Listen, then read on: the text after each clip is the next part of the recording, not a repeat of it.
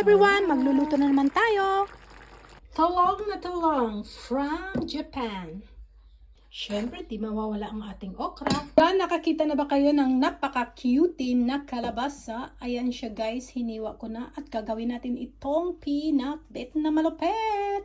Ayan, diba? Fresh na fresh. So, ayan, nakita nyo ng aking hiniwang karning baboy. Ayan, diba? Let's eat healthy para healthy life.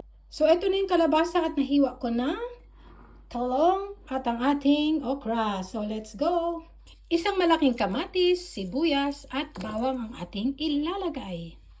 Nakita nyo guys, sobrang laki ng aking kamatis.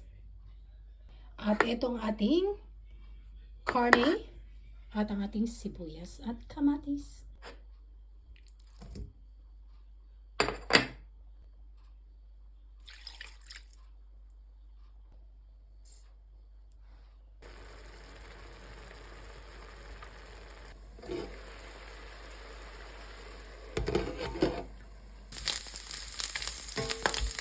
After nito guys, hanguin lang natin siya.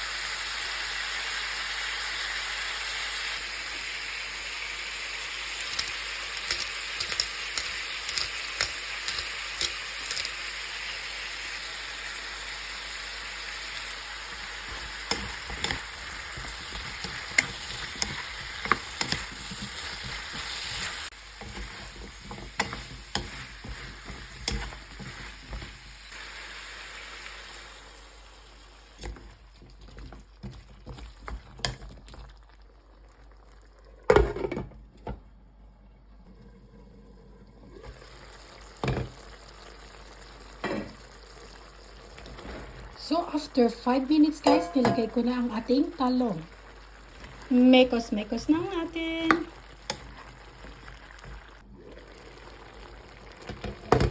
Lagyan natin siya ng twist. Lagyan natin siya ng beef cubes para mas lalong masarap at halu-haluin natin guys. So, last but not the least, ilagay ko na ang ating okra at ang ating... Hanggat may pagkain, kumain ka. Tsaka mo na lang isipin yung mga damit na hindi na kasya.